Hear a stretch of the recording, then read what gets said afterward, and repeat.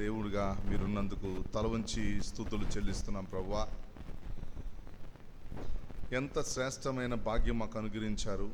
మీ సన్నిధిని అనుభవించటం, మీ వాక్యమును ప్రభువా మేము కలిగి ఉండటం, మీ ఆత్మచేత నడిపించబడటం, రక్షింపబడిన వారితో కలిసి పరిశుద్ధ సహవాసంలో చేరి ఆరాధించటం, ప్రభువా మీ వాక్యమును వినటానికి మాకు అనుగ్రహించిన శ్రేష్టమైన పరిచర్యలో మమ్మల్ని ఉంచడం మీకెంత ప్రభువా జాలి దయా కనికరం మా పట్ల చూపించారు ప్రభువా. మీకు స్తోత్రములు. ఆయన ఈ దినాన మా తండ్రి సార్వత్రిక సంఘముగా సకల పరిశుద్ధులు సకల లోకాలలో ప్రభువా ఆరాధిస్తుండగా వారితో కలిసి మేము కూడా ఆరాధించే భాగ్యం దయచేసినందుకు మీకు స్తోత్రములు ప్రభువా. మరి నా తండ్రి ఈ సమయాన్ని దీవెనకరంగా చేయండి ప్రభువా. మేము ఆరాధించడానికి మా హృదయాన్ని తట్టి లేపండి, పురుకొల్పండి, ప్రోత్సహించండి. వాక్యం ద్వారా నా తండ్రి మేము బలపరచబడటానికి సహాయం చేయండి. తరువాత మీ దాసుని ద్వారా మా తండ్రి మాట్లాడండి. యోగ్యమైన రీతిలో బలలో పాల్గొనడానికి కృప చూపించండి. అంత్యొక సహవాసానికి అనుబంధంగా ఉన్న ఆయా పరిచర్యలకు మీ దాసులు బయలుదేరి వెళ్ళి ఉండగా వారితో కూడా మీ సన్నిధి ఉంచమని అడుగుచున్నాం ప్రభువా. నానా ఈ నడిపింపును మీ యొక్క ఆశీర్వాదాన్ని మీ దాసునైనా నేను కోరుకుంటుండగా దయచేసి బలపరచుమని యేసుక్రీస్తు వారి పరిశుద్ధ నామములో స్తుతించి అడిగి వేడుకుంటున్నాం తండ్రి, ఆమేన్.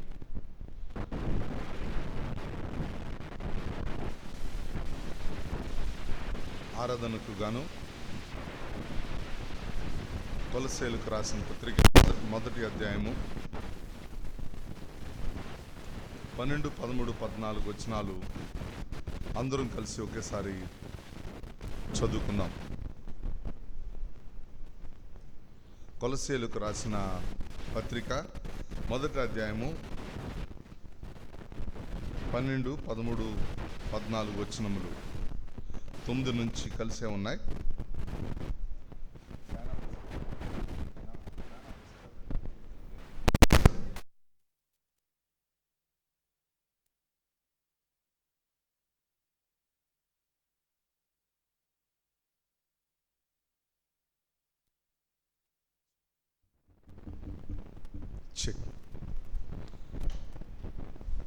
ఒకేసారి చదువుకుందాం. శ్రద్ధగా అందరం కలిసి చక్కగా చదువుదాం.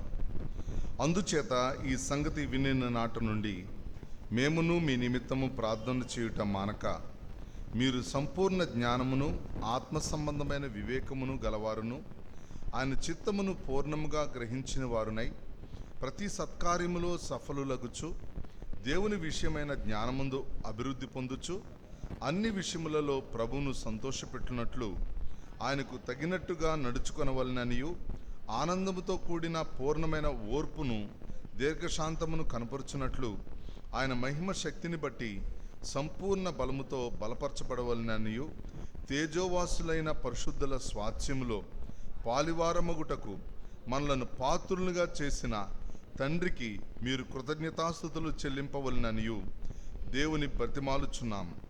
ఆయన మనలను అంధకార సంబంధమైన అధికారంలో నుండి విడుదల చేసి తాను ప్రేమించిన తన కుమారుని యొక్క రాజ్యవాసులంగా చేసెను. ఆ కుమారుని యందు మనకు విమోచనము అనగా పాపక్షమాపణ కలుగుచున్నది.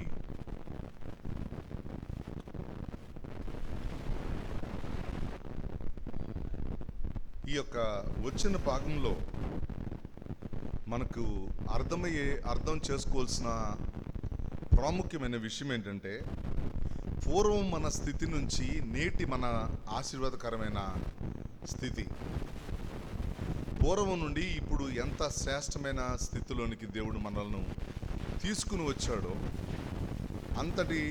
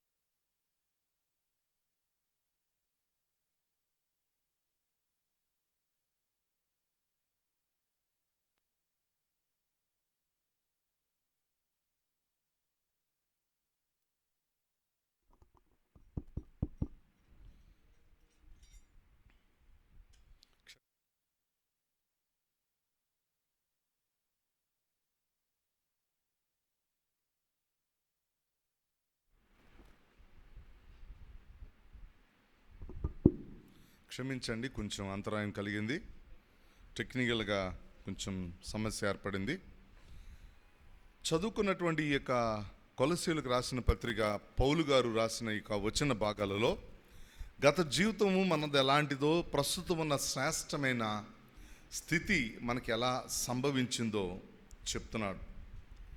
ఇక్కడ మనకు ఉన్నటువంటి పాత స్థితి ఏంటంటే అంధకార సంబంధమైన అధికారము మనము లోబడి బంధకాలలో మనము బ్రతుకుతున్నప్పుడు విడుదల చేసి మనల్ని ప్రేమించినటువంటి దేవుడు తనతో పాటు ఉండటానికి ఆయన రాజ్య నివాసులుగా చేయటం, అంధకార సంబంధమైన ఆధిపత్యంలో ఉన్న మనలను దేవుడు ఆయన రాజ్య నివాసులుగా చేయటం. ఈ రెండిటి విషయాల దగ్గర మనం ఒక్కసారి ఆలోచిస్తే గతం అనేది ఎంత ఘోరమైందో మనము అర్థం కాదు. ఎలాంటి చేతుల్లో మనం ఉన్నాం, ఎలాంటి బంధకాల్లో ఉన్నాం ఈ విషయాన్ని. కాబట్టి ఇప్పుడు మనము దేవుని కుమారులుగా మనము తండ్రి అయిన దేవునితో సన్నిహిత సంబంధాన్ని అనుభవిస్తూ ఉండటం మాత్రమే కాదు, మన హృదయాలు సంతృప్తిగా ఉండి మనము అంత శ్రేష్టమైన సహవాసం అనుభవిస్తున్నప్పుడు మన హృదయము, మన పెదవులు దేవుని స్తుతించటానికి మనము సిద్ధంగా ఉండాలి అనే కృతజ్ఞతాస్తుతులు చెల్లించాలి అనేటటువంటి మాట పౌలు గారు కొలసీ సంఘాన్ని ప్రేరేపిస్తూ మాట్లాడుతున్నారు. నేను మిమ్మల్ని బ్రతిమాలుతున్నాను, ఎందుకు అంటే మీరు ఎలాంటి స్థితిలో నుంచి వచ్చారంటే పరిశుద్ధుల స్వాస్థ్యంలో మీరు పాలుభాగస్తులయ్యారు. కాబట్టి ఇలాంటి పరిశుద్ధుల స్వాస్థ్యంలో పాలుభాగమైన మీరు ఎక్కడి నుండి మీరు వచ్చారు అని అంటే ఇప్పుడు పరసంబంధమైన శ్రేష్టమైన ఈవులను అనుభవిస్తూ మాత్రమే కాదు, తన కుమారుని యొక్క రాజ్య నివాసులుగా చేయబడిన మీరు మీ హృదయాన్ని మీ పెదవులతో దేవుని ఆరాధించండి అని చెప్పి మాట్లాడుతూ ఉన్నట్టుగా ఉంది. అంత మాత్రమే కాదు, ఇంకొక విషయం ఏంటంటే మన జీవితంలో దేవుడు జరిగించినటువంటి అద్భుత కార్యం ఏంటి అని చూసినప్పుడు మనము ఒకటి, తనకున్నటువంటి స్వాస్థ్యాన్ని మనతో పంచుకోవడానికి ఇష్టపడ్డాడు. ఎవరమైనా మనకున్నది ఇవ్వటానికి చాలా వరకు ఇష్టం ఉండదు. లాస్ట్లో మన పిల్లలకి ఇస్తాం. పిల్లలకు కూడా ఇవ్వనివి ఉంటాయి మన దగ్గర, వాళ్ళకు కూడా ఇవ్వడానికి ఇష్టం ఉండదు. ఎందుకంటే ఎక్స్క్లూజివ్గా నాకే అది అన్నీ ఇస్తాను, కానీ ఈ రెండు విషయాలు నేను ఇవ్వను అని అన్న తర్వాత మళ్ళా పిల్లలకు చివరిలో మనం ఇవ్వటానికి ప్రయాసపడతాం. కానీ దేవుడు తనకున్నటువంటి స్వాస్థ్యాన్ని మనతో పంచుకోవటానికి ఇష్టపడినటువంటి ఎంత గొప్ప దేవుడు, తనకున్నదంతటినీ ఇచ్చి వేసినవాడు, తనకున్న చోటును మన కొరకు ఖాళీ చేసినవాడు, తన ఉన్న చోట మన కొరకు స్థలాన్ని సిద్ధపరచుకుంటున్న దేవుడు మనకి ఇంతకన్నా ఎక్కువ శ్రేష్టమైన ఆధిక్యతను మనకిచ్చాడు. ఎలా అంటే ముఖ్యంగా ఆయన మనలను తన స్వారూప్యంలోకి మార్చుకున్నాడు, తన పోలికను మనకు అనుగ్రహించాడు. మనం ఎలాంటి వారమని చూసినప్పుడు మనకున్నటువంటి పోలిక అంధకార సంబంధమైన అధికారం కింద ఉన్నటువంటి మనలను ఎలాంటి పరిస్థితి కూడా తీశాడంటే, ఒకసారి ఎఫెసీయులకు రాసిన పత్రికను మనం చూడండి. రెండో అధ్యాయము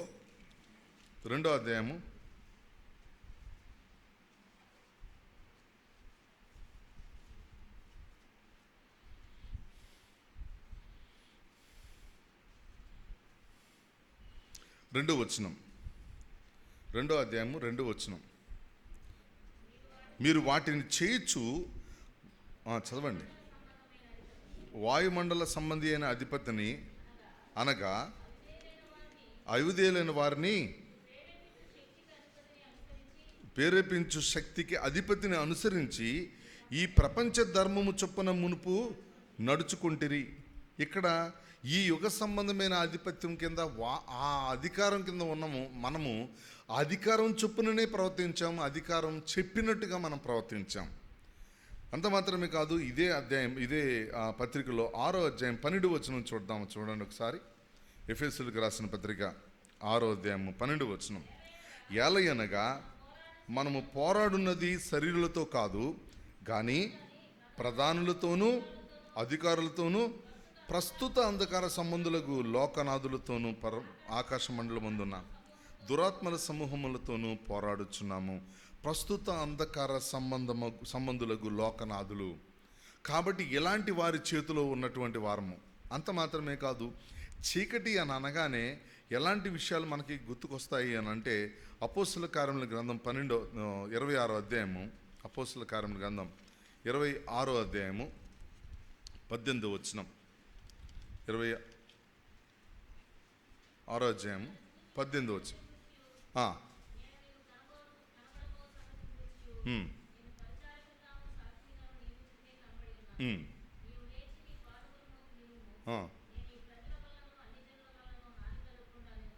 రైట్. వారు చీకటిలో నుండి వెలుగులోనికి, సాతాను అధికారం నుండి దేవుని వైపునకు తిరిగి నా యందలి విశ్వాసము చేత పాపక్షమాపణను పరిశుద్ధపరచబడిన వారిలో స్వాస్థ్యమును పొందినట్లు వారి కన్నులు తెరుచుటకై నేను నిన్ను వారి యొద్దకు పంపేదనని చెప్పాను. దేవుడు పౌలు గారితో మాట్లాడిన మాటలు చెప్తా ఉన్నాడు. చీకటిలో నుండి వెలుగులోనికి, సాతాను అధికారం నుండి దేవుని వైపునకు తిరిగి, అంత మాత్రమే కాదు, విశ్వాసము చేత పాపక్షమాపణ పరిశుద్ధపరచబడిన వారితో కలిసి స్వాస్థ్యము అనుగ్రహించబడటం. ఇక్కడ 3 విషయాలని పౌలు గారు ఇక్కడ క్లియర్గా తన అగ్రిపరాజుతో మాట్లాడుతున్నప్పుడు తన సాక్ష్యాన్ని చెప్తున్నాడు.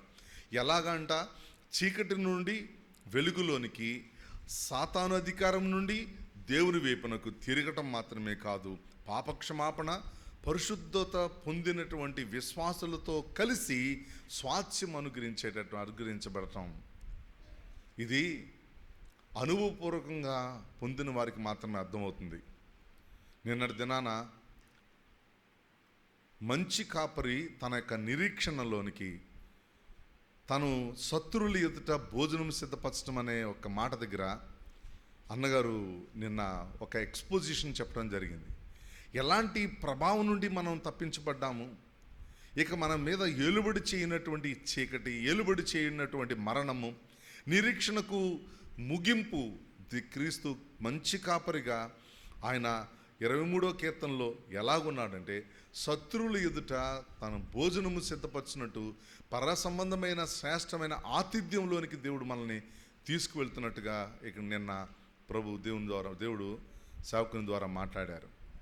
కాబట్టి ఎలాంటి స్థితిలో నుంచి చీకటి నుండి వెలుగు, అంత మాత్రమే కాదు, సాతానిక అధికారం నుండి దేవుని వైపు తిరగటం మాత్రమే కాదు, సహవాసంతో కలిసి మనకు కూడా స్వాస్థ్యం అనుగ్రహించబడటం. లూకాసు వార్త 22వ అధ్యాయం 53వ వచనంలో యేసుప్రభువు వారు ఈ యొక్క విషయాన్ని క్లియర్గా చెప్తారు. అక్కడున్న వారి గురించి మాట్లాడుతూ ఈ మాటలు చూడండి. 22వ అధ్యాయము 53వ వచనం. నేను అనుదినము మీ చెంత దేవాలయంలో ఉన్నప్పుడు మీరు నన్ను పట్టుకొనలేదు, అయితే ఇది మీ గడియయు అంధకార సంబంధమైన అధికారమును అనెను. ఇది ఎవరిది ఈ గడియ? లోకనాథులది. అంధకార సంబంధమైన లోకనాథునిది. ఇది మీది. ఈ అంధకార సంబంధమైన అధికారము మీ చేతిలో ఉంది కాబట్టి ఇప్పుడు మీరు ఎలా ప్రవర్తిస్తున్నారు. సర్వశక్తిమంతుడైన దేవుడు ఆయన భూమి మీదకి సశరీరుడిగా వచ్చినప్పుడు, ఆయన ఉయ్యాల నుండి పునరుద్ధానం వరకు ఆయన గడిపినటువంటి జీవిత విధానం చూస్తే మానవుడైనందుకు ఈయన మామూలు మనిషిలా చూడటం మొదలుపెట్టారు ఆయన్ని. కానీ అంతరంగాలు ఎరిగిన దేవుడు అక్కడ జరుగుతున్న క్రియలను, ఆ క్రియలకు తావిచ్చినటువంటి వ్యక్తులు, వాళ్ళు అంధకార క్రియలను చేసేవాళ్ళు, అంధకార అధికారం కింద ఉన్నవాళ్ళు, వారి యొక్క ఆధిపత్యం కింద వారు పనిచేస్తున్నారనే విషయం క్లియర్గా చెప్పాడు. వాళ్ళ కింద మనం కూడా నలిగిపోయాం. ఎఫెసీయుల యొక్క యోహాను సువార్త 3వ అధ్యాయం, యోహాను సువార్త 3వ అధ్యాయం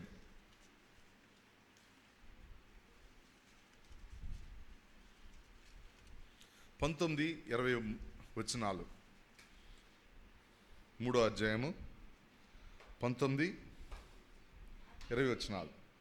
ఆ తీర్పు ఇదే, వెలుగు లోకములోనికి వచ్చెను గాని తమ క్రియలు చెడ్డమైనందున మనుషులు వెలుగును ప్రేమింపక చీకటినే ప్రేమించిరి.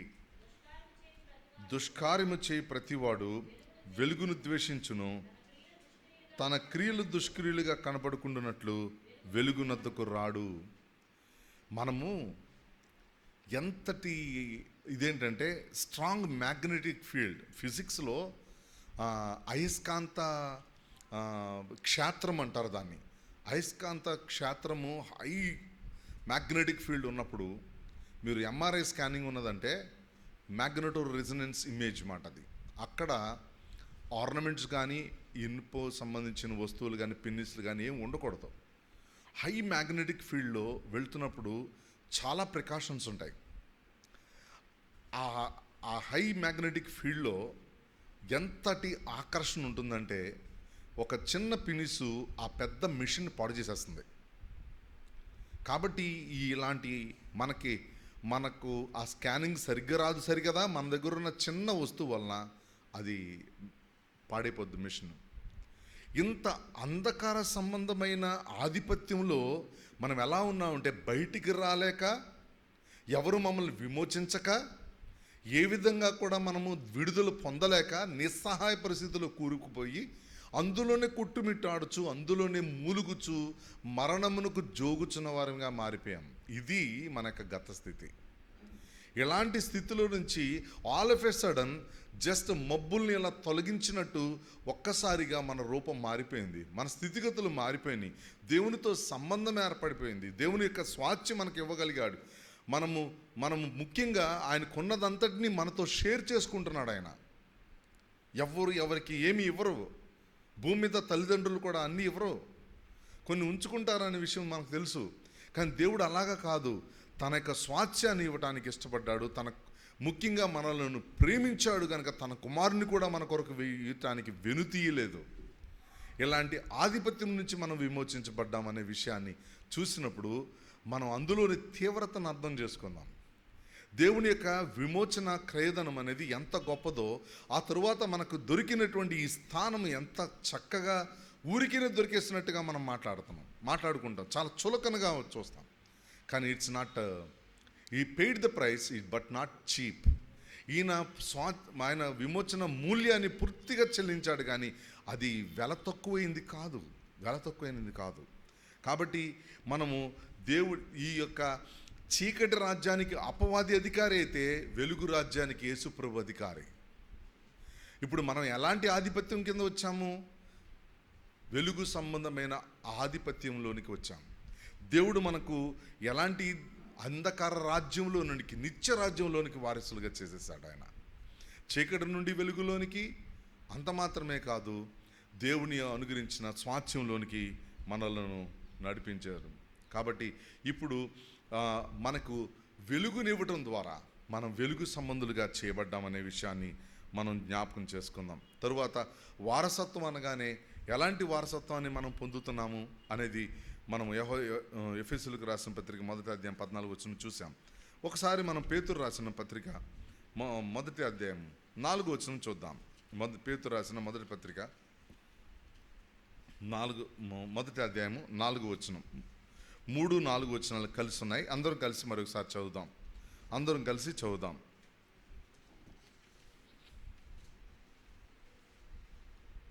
మన ప్రభువు యేసుక్రీస్తు తండ్రి అయిన దేవుడు స్తుతింపబడునుగాక. మృతుల్లో నుండి యేసుక్రీస్తు తిరిగి లేచుట వలన జీవముతో కూడిన నిరీక్షణ మనకు కలుగునట్లు, అనగా అక్షయమైనదియు నిర్మలమైనదియు వాడబారదియునైనా స్వాస్థ్యం మనకు కలుగునట్లు ఆయన తన విశేష కనికరము చొప్పున మనలను మరలా జన్మింపచేసెను. పునరుజ్జీవనం రెనైసెన్స్ కాదు, రీబార్న్ అనుభవం, తిరిగి జన్మించిన అనుభవం. ఒకటి ఏంటంటే అక్షయమైనది, నిర్మలమైనది, వాడబారనిది. ఇది మరలా తిరిగి క్షయమైపోయేది, ఎటువంటి పరిస్థితులను క్షయమైపోయేది కాదు. తరువాత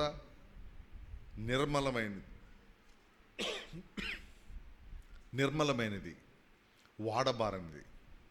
ఇది తరిగిపోదు, వెలిసిపోదు, అది ఎప్పటికీ కూడా స్థిరమైనది. ఇలాంటి స్వాస్థ్యం మనకు కలవటానికి తిరిగి జన్మింపచేసిన అనుభవం గుండా మనందరినీ నడిపించాడు. ఎలాంటి దాని గుండా మనం వెళ్తున్నామో మనకు తెలీదు. ఆపరేషన్ జరుగుతున్న టైంలో ముందు రోజు ఎనస్థీషియన్ మత్తు డాక్టర్ వచ్చి పరీక్ష చేస్తాడు. ఎలర్జీస్ ఉన్నాయా, ఏ మందులు పడవు, ఈ మత్తు పనిచేస్తుందా లేదా, అన్నీ వచ్చి టెస్ట్ చేస్తాడు. తర్వాత స్కిన్ మీద టెస్టులు చేస్తారు. అయిపోయిన తర్వాత ఇక పూర్వాపరాలు, ఇక ఏమైనా గుండె జబ్బు ఉందా, బీపీ ఉందా, షుగర్ ఉందా అన్నీ చెక్ చేస్తాడు. చేసిన తర్వాత రేపటి దినాన ఆ సమయానికి ఆ థియేటర్లోకి వెళ్ళిన తర్వాత మనం 2 కాళ్ళు ఇటు లాగుతారు, ఈ చెయ్యి ఇటు లాగుతారు, ఒక్కొక్కరు వచ్చి ఇటువైపు కట్టేస్తారు, వైర్లు ఈ వరుస పెట్టి వ్యాసోఫిక్స్ ఇవన్నీ సలైన్ డ్రిప్ చేయడానికి అన్నీ పెట్టేసిన తర్వాత లాస్ట్లో వచ్చి అనస్థిషియన్ వచ్చాడు, డ్రెస్లో ఉంటాడు, గొంతుకు బట్టి గుర్తుపడతాం. వెంటనే మత్తు తన చేతిలోకి తీసుకోవటం కాదు, ఎవరో రెడీ చేసి పెడతారు, దాన్ని పట్టుకుని వెంటనే మాట్లాడుతూ ఉంటాడు. ఏంటండి మీ పేరేంటండి అంటాడు, డైవర్ట్ చేస్తానికి. ఏంటి మీరు ఎంతవరకు చదువుకున్నారు, ఏం చేస్తున్నారు, నెమ్మదిగా ఎక్కిస్తూ ఉంటాడు. అలా చెప్పుతానే కళ్ళు మూతలు పడిపోతాయి. మనకి తెలీదు ఏం జరుగుతుందో. మత్తులో ఉండగా మొత్తం ఆపరేషన్ అంతా జరిగిపోతుంది. మెలకు వచ్చేటప్పటికి కళ్ళు తెరవటం కాదు, స్పృహ తెలిసేటప్పటికి నొప్పులు, విపరీతమైన నొప్పులు భయపడతా ఉంటాయి. ఏం జరిగిందో మనకు తెలియదు. ఈ స్పాన్లో నిద్రలోకి వెళ్ళిపోయిన తర్వాత, మత్తులోకి వెళ్ళిన తర్వాత మనకేం అర్థం కాదు. ఈ క్రమంలో అక్కడ టైం స్పాన్లో ఏం జరిగిందంటే ఎవరు వర్ణించలేరు. జీవము గల దేవుడు చీకటిలో నుండి వెలుగులోనికి, ఆశ్చర్యకరమైన వెలుగులోనికి ఎలా దాటించాడు అనేది అర్థం కాదు మనకి. ఏం జరిగిందో మనకు స్పృహ ఉండదు. ఇప్పుడు అర్థమవుతుంది ఇందులోకి వచ్చిన తర్వాత. అంధకారంలో నుంచి ఆశ్చర్యకరమైన వెలుగులోనికి అధికారి పూర్వకమైన దేవుని ఆధిపత్యం కింద వచ్చేటప్పటికి ఆ స్వాస్థ్యం అంటే, సహవాసం అంటే, వాడబారనిది అయితే నిర్మలమైనది అంటే ఏంటి, ఈ అక్షయమైనది అంటే ఏంటి, ఇవన్నీ కూడా మనకి ఇప్పుడు అర్థమవుతున్నాయి. ఇలాంటి మనసు, ఇలాంటి చక్కటి స్థానము, స్థితి మనకు ఇవ్వబడినప్పుడు హృదయం ఎలా ఉంటుంది? చెప్పనశక్యమును మహిమాయుక్తమైన సంతోషముతో కూడినటువంటి హృదయపూర్వకమైన ఆరాధన మనం అర్పించగలం. దేవుడిచ్చేటటువంటి ఈ యొక్క స్థానము, స్థితి ఇంకెక్కడా దొరకదు మనకి. దేవుడు మాత్రమే ఇవ్వగలడు. సజీవుడైన దేవుడు ఈయన మాత్రమే, పరిశుద్ధుడైన దేవుడు ఈయన మాత్రమే. గమనము వలన వచ్చు ఛాయ ఎంత మాత్రము కూడా లేదు. పాపము చేయలేదు, ఆయన యందు ఏ దోషము కానరాలేదు అని మనుషులు చెప్పారు. ఆయన పాపము చేయలేదు, మన కొరకు పాపముగా చేయబడ్డాడు. దేనికోసం అంటే ఆయన మనకు అనుగ్రహించినటువంటి జీవార్థమైనటువంటి ఈ స్వాస్థ్యము మళ్ళీ ఇంకెవరికి ఇవ్వటానికి అనంటే అందరికీ ఇవ్వటానికి ఆయన సిద్ధంగా ఉన్నాడు. ఆయన మనకు అనుగ్రహించిన ఈ యొక్క జీవార్థమైన ఈ స్థానం గురించి మనము ఒకసారి ఆలోచించుకుని ఒక 2-3 విషయాలు చూసుకుని మనం ఆరాధన చేద్దాం. ముఖ్యంగా తనకు చెందిన స్వారూప్యాన్ని మనకిచ్చాడు. ఇప్పుడు మనం రాజ్య నివాసులుగా చేశారు అని అంటే, రాజ్యంలో ఉన్నవాళ్ళు ఎలాంటి వాళ్ళు, ఎలా ఉంటారు, ఎత్తు, పొడుగు. ఇంకా చెప్పాలంటే మన స్కూల్ పిల్లల్ని అసెంబ్లీ కూర్చోబెట్టినప్పుడు పిల్లల ముందు చిన్న పొట్టిగా ఉన్నవాళ్ళు ముందు, తర్వాత పొడుగు ఉన్న వాళ్ళని అలా పెడతారు. కానీ ఎత్తు, పొడుగు, పొట్టి, పొడుగు, లావు, సన్నము, రంగు, ఎన్ని తేడాలు కనపడతాయి మనలో. ఆయన రాజ్యంలో అలా ఉండదు. చేర్చబడిన తర్వాత మనందరము ఆయన రూపం పొందిన వారం ఉంటాం. ఆయన స్వారూప్యంలోకి మలచబడతా ఉంటాం. ఆయనకు చెందిన ఆయన రూపాన్ని మనకి ఇవ్వటానికి కూడా ఇష్టపడ్డాడు. స్వాస్థ్యము, సహవాసము, ఆయన వెలుగు సంబంధంగా ఆయన అధికారం కింద ఉంచటం మాత్రమే కాదు, మనకి ఆయన అనుగ్రహించిన మరొక రూపం ఏంటంటే, మనలో ఉన్నటువంటి చెడిపోయిన ఆ కోల్పోయిన ఆ పోలిక స్వరూపము. ఏదోను తోటలో మన ఆదిపితరుడు ఆదాము ఎలా కోల్పోయాడు, దాన్ని మరలా దేవుని యొక్క మహిమ రూపం యోహాను రాసిన మొదటి పత్రిక 2వ అధ్యాయంలో కనపడుతుంది. మనము ఆయనను పోలి ఉందుము. ఆయన రాజ్యవాసులుగా చేయబడినప్పుడు, మనం ఆయన రాజ్యంలో చేర్చబడినప్పుడు, అక్కడ ఆయన్ను చూసిన తర్వాత ఏంటి, నేను ఆయనలాగా ఉన్నానేంటి, నేను అచ్చం నాకులాగా ఉన్నాడేంటి ఆయన అంటే, ఆయనలా నేను ఉండటం కాదు, నాకులాగా ఆయన ఉన్నాడేంటి అనుకుంటామేమో. బహుశా ఆయన రూపం మనకి ఇస్తాడు, ఆయన స్వారూప్యం మనకిస్తాడు, తనదంతటినీ ఆయన ఇచ్చివేయటానికి ఇష్టపడుతున్నాడు.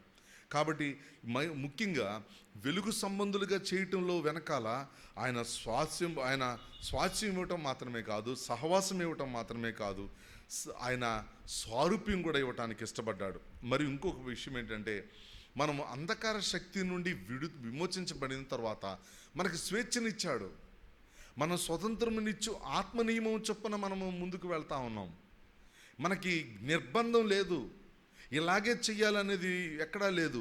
మనందరము ఒకే కాడి కిందకు వచ్చేసాం, జీవమునిచ్చు ఆత్మనియమంలోనికి వచ్చేసాం. సర్వశక్తిమంతుడైన దేవుడు ఆయన అనుగ్రహించిన వాక్య ప్రమాణాల కిందకు వచ్చేసాం మనము. ఆయన మేఘము కిందకు వచ్చేసాం మనము. ఆయన మేఘము కింద మనం వచ్చేసాం, ఆయన కాపుదలలోనికి మనం వచ్చేసాం. కాబట్టి మనకు స్వేచ్ఛనిచ్చాడు, స్వేచ్ఛగా ఆరాధన చేసే మనసు కూడా మనకిచ్చాడు. ఆరాధన అనగానే మనము భావాల్ని వ్యక్తం చేయడానికి హృదయంలో నుంచి పెళ్ళుబుకేటటువంటి ఆయన ఆరాధించేటటువంటి స్వభావాన్ని మనకి అనుగ్రహించాడు. మరి ముఖ్యంగా ఇంకొక విషయం ఏంటంటే, అంధకార సంబంధమైన అధికారంలోంచి బయటికి తీసుకురావటమే కాదు, దేవుడు తన కుమారుని చేత పరిపాలించబడుచున్న ఆయన మహిమ రాజ్యంలోనికి మనల్ని ప్రవేశపెట్టాడు. మహిమ అనగానే ఆయన మాత్రమే కలిగి ఉన్నవాడు.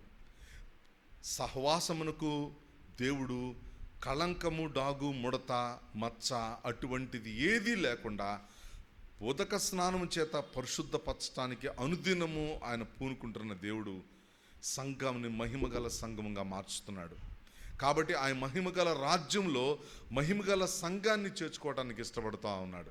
కాబట్టి ఎలాంటి స్టెప్ బై స్టెప్ చూసినప్పుడు ఎలా మారిపోతుందో చూడండి, ఆల్ ఆఫ్ ఎ సడన్ ఎలా ఉంటుందో చూడండి. నిన్న జరిగిన ఆశ్చర్యకరమైన విషయం ఏంటి? నిన్న గోల్డ్ ఎవరికి వచ్చిందండి? ఇండియా అథ్లెటిక్స్లో ఎవరు పేరేంటి? నీరజ్ చోప్రా. ఒక్క విషయం తెలుసా? అది ఎవరైనా ఊహించారా? ఎవరైనా ఎక్స్పెక్ట్ చేశారా? ఫస్ట్ అటెంప్ట్ ప్రిలిమినరీ రౌండ్లో 87.23 విసిరేటప్పటికి ఇంకెవరికి తనకు అదుపు లేకుండా పోయింది. First round it self he entered in to finals. మొదటి రౌండ్లోనే ఫైనల్కి వచ్చేసాడు. ఫైనల్ రౌండ్కి వచ్చేటప్పటికి అతడు ఒకసారి 87.23, తర్వాత 87.57, రెండోసారికి తన దాన్ని తను అధిగమించాడు. అసలు ఎవరైనా ఊహించారా? తను కూడా ఊహించలేడు. ఎంత దూరం అంతలా ఉన్న వాళ్ళు, జర్మనీ వాళ్ళు, తర్వాత చెకోస్లోవేకియా వాళ్ళు, వాళ్ళందరూ ఎత్తు, పొడుగు, బలము, దేహదారుఢ్యంతో పాటు ఈ 4 ఆర్మ్ పవర్ అవన్నీ చూస్తే వాళ్ళు విసురుతుంటే ఇతడు తప్పనిసరిగా నీరజ్ చోప్రాకు మించి విసురుతాడు అని అనుకుంటుంటే అది వాళ్ళు ఏమాత్రం సత్తా లేనివాడు. పాకిస్తాన్ అతను కూడా ఎవరు లేరు, సన్నగున్నాడు, వాళ్ళతో పోల్చుకుంటే ఏమాత్రం లేడు. కానీ విసురుడు చూడండి. మనము VBS పాటలు ఉన్నాయి చూసారా? అంటే నీరజ్ చోప్రాని దేవుడు నమ్ముకున్నాడో లేదో నాకు తెలియదు, కానీ ఒకటి, విసిరిన ఒడిసెల రాయి కొట్టింది దేవుడి నోయి. ఇంతకీ దేవుడు ఆ ఒడిసెల రాయిని, ఆ ఒడిసెలను, అందులో ఉన్న రాయిని ఆయన ఆశీర్వదించినప్పుడు కరెక్ట్గా వెళ్ళి నుదుట ఖాళీలో తగలాలని దానికి గురిని ఏర్పాటు చేసినప్పుడు, అన్ని సమస్తాన్ని అలా జరిగించినప్పుడు మనల్ని తీసుకెళ్ళి నిత్యరాజ్యంలో, మహిమరాజ్యంలో మనల్ని కూడా వారసులుగా చేయటం అంటే ఎలాంటిది? Are we expected the same in our lives? అదే విషయాన్ని మన జీవితంలో ఊహించుకున్నామా? మనం జరిగిందా? మనము ఏమాత్రమైన ఇలాంటి క్షేమకరమైన, నిర్మలమైన, వాడబారని, అక్షయమైన స్వాస్థ్యం మనం పొందుతామని ఊహించుకున్నామా? సహవాసములకు చేర్చబడతామని ఊహించుకున్నామా? వెలుగు సంబంధులుగా మారతామని ఊహించుకున్నామా? మరి ముఖ్యంగా నిర్జీవమైన బ్రతుకులో ఉన్న మనలను ఆశ్చర్యకరమైన వెలుగులోనికి నడిపిస్తారని ఊహించుకున్నామా? మన బ్రతుకులను ఎంత క్షేమకరమైన స్థితిలోనికి నడిపించిన దేవుడు మనలను క్షమించాడు, మన పాపం తుడిచివేశాడు. ముఖ్యంగా ఒక్క మాట ఏంటంటే, మనము ఆయనున్న చోట మనం ఉండటానికి ఆయన మన చోటును ఆయన స్వీకరించాడు. ఆయన వచ్చాడు, he identified himself in our place. మన స్థానాన్ని తీసుకున్నాడు, మన పాపాలను తీసుకున్నాడు. ఆయన సిలువలో మనలందరినీ భరించాడు. స్వరూపమైన సొగసైన లేకుండా ఆయన కొట్టివేయబడ్డాడు, నలపబడ్డాడు. ఆయనలో ఏమాత్రం కూడా జీవం అనేది, జీవకళ అనేది లేదు. ఆయన ఎలాంటి వాడు? ఆయనను బాధించటం తండ్రికి ఇష్టమైంది, నీ వలన నా వలన. ఇంత శ్రమ అనుభవించి తన క్షేమకరమైన హృదయాలను కలవరపడనీయుడని చెప్పినవాడు, నేనున్న చోట స్థలాలను సిద్ధపరచడానికి వెళ్తున్నానని చెప్పిన ఎంత ఆశీర్వాదకరమైన వాగ్దానం చేసి మరణించి తిరిగి లేచి పునరుద్ధాన బలంతో మనలందరినీ విమోచించిన, వాడబారని స్వాస్థ్యమును ఇచ్చి మహిమ రాజ్యములు మనల్ని కూడా వారసులుగా చేసిన ఆ దేవుణ్ణి మనం ఏమని ఆరాధించగలం? హృదయపూర్వకమైన ఆరాధన కోరుకుంటున్నాడు. కృతజ్ఞతాస్థుతులు చెల్లింపబద్ధులమై ఉన్నాము అని కొలసైకు రాస్తూ పౌలు గారు మాట్లాడుతున్నాడు. ఆయన ప్రేమ అయి ఉన్నాడు. ఆయన ప్రేమ మనలను, ఆయన మరణమంత బలమైన ప్రేమ, మన కొరకు మరణించేటానికి తెగించిన ప్రేమతో ఆయన మనలను విమోచించాడు. ఇటువంటి ప్రభువును హృదయపూర్వకంగా ఆరాధన చేద్దాం. ఒకటి, మారు మనసు అనుభవం ఉన్నవాళ్ళు, ప్రభువుని రక్షకునిగా అంగీకరించిన వాళ్ళు, ప్రభు చేత ప్రభు రక్తంలో కడుగుబడిన వారు మీ హృదయాన్ని తెరవండి. మీరు ఆరాధించగలిగితే దేవుడు మహింపరచబడతాడు. మౌనంగా ఉండొద్దు. అనవసరమైన మాటలు ఎన్నో మాట్లాడుతున్నాం, అనవసరమైన సమయాన్ని కేటాయిస్తున్నాం. ఇంటిలోనూ బయట స్నేహితులతో విస్తారమైన మాటలు మాట్లాడుతున్నాం. దేవునితో మంచి మాటలు మాట్లాడండి. దేవుడు ఏమై ఉన్నాడో, నీకేం చేశాడో ఈ రోజున ఆరాధన పూర్వకంగా హృదయం తెరిచి స్వేచ్ఛాయుతమైన ఆరాధనను మనం అర్పిద్దాం. అలాంటి కృప దేవుడు మనకు దయచేయను గాక. ప్రార్థన చేసుకుందాం, ఆరాధన చేద్దాం. కళ్ళు మూసుకోండి, మోకరించండి. దయచేసి త్వరగా, ఎంత ఎక్కువ మంది ఆరాధన చేస్తే అంత మంచిది. సమయం వృధా చేయొద్దు, సమయం అస్సలు వృధా చేయొద్దు. వరుసగా క్రమం తప్పకుండా ఒకరి తర్వాత ఒకరు ఆరాధన చేయండి.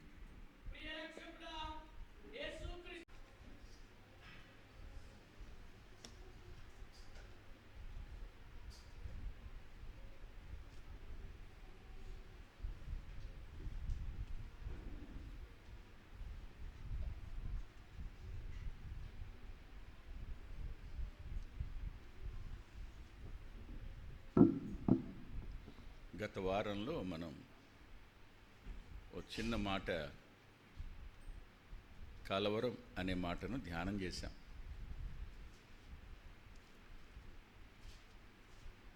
కలవరాన్ని గురించి మనం మాట్లాడుతున్నప్పుడు ఈ mike disturbance, camera disturbance, wifi disturbance పాపం మా శ్యామ్ని చాలా కలవరపరిచింది. వాడు విలవిల్లాడిపోయాడు. ఇది అయిపోయింది, నాకేం అర్థం కావట్లా, కొత్త సమస్య ఇది. అన్నీ సమస్యలే, వైఫైతో సమస్య, ల్యాప్టాప్తో సమస్య, కెమెరాతో సమస్య, కేబుల్తో సమస్య, అన్నీ సమస్యలే. మనసంతా ఎలా ఉంటుంది చెప్పండి. అయిపోయాక వచ్చి పెద్దనాన్న మధ్యలో ఇంకంతా కట్ అయిపోయింది. ముల్లర్ గారి ఆరాధన బాగా వచ్చింది, ఆ తర్వాత సగం వచ్చేటప్పటికి ప్రసంగం పోయింది పెద్దనాన్న అన్నాడు. ఇలా అయితే ఎలా అంటాడు, ఏం చేస్తాడు? ఆపరేట్ చేయగలడు కానీ లోపలికి వెళ్ళి దాన్ని ఏం బాగు చేయలేడుగా. మళ్ళీ ఆదివారం నాడు టీవీ కార్యక్రమానికి రికార్డ్ చేశాక సోమవారం అయిపోయింది, పెద్దనాన్న అని ఫోన్ చేశాడు. ఏంట్రా నాన్న అన్న. నా ల్యాప్టాప్లో పెడితే మొత్తం ప్రసంగం అంతా వచ్చేసింది పెద్దనాన్న అన్నాడు. అంటే ఏమైందన్న? కెమెరా బాగానే రికార్డ్ అయింది, మరి ఎందుకనో అటు జరిగింది తెలియదు పెద్దనాన్న, ఇప్పుడు అప్లోడ్ చేయనా అని చెప్పా. తీరా చూస్తే ఆదివారం వర్తమానం 1.7K చూశారంట. అప్లోడ్ చేసాను చూడు, అది మాత్రం ఎంతరా 300 మంది చూసారా.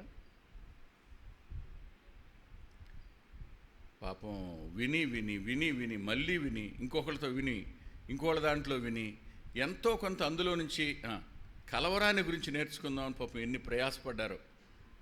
నాకు అనిపించింది, కలవరం లేనివాడు ఒక్కడూ లేడనమాట. కలవరం అనేది today is became a common phenomena. ఇది కొత్తగా ఏం లేదు, ప్రతి వ్యక్తికి ఉందంతే, ఏదో ఒక రకంగా కలవరం ఉంది. కలవరాలు ఎలా వస్తాయో గత వారం చెప్పాను నేను. ఏమేమి చెప్పాను గుర్తున్నాయా మీకు? నెంబర్ 1, పిల్లల్ని గురించిన కలవరాలు. నెంబర్ 2, శ్రమలు వచ్చినప్పుడు కలిగిన కలవరాలు. నెంబర్ 3, అకస్మాత్తుగా వినేటువంటి సమాచారం వల్ల వచ్చే కలవరాలు. ఆ తరువాత బెదిరింపుల వల్ల కలిగే కలవరాలని చెప్పుకున్నాం. ఈ రోజున మరికొన్నిటిని గురించి మనం ఆలోచన చేద్దాం. అందులో ఒక రక్షించబడిన వ్యక్తి, ఒక రక్షించబడిన వ్యక్తి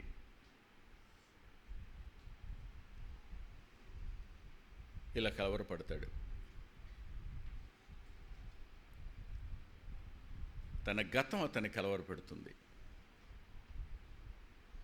గతం అంటే రక్షించబడిన తరువాత కొంతకాలం జరిగాక కలవరం స్టార్ట్ అవుతుంది. ఎలా?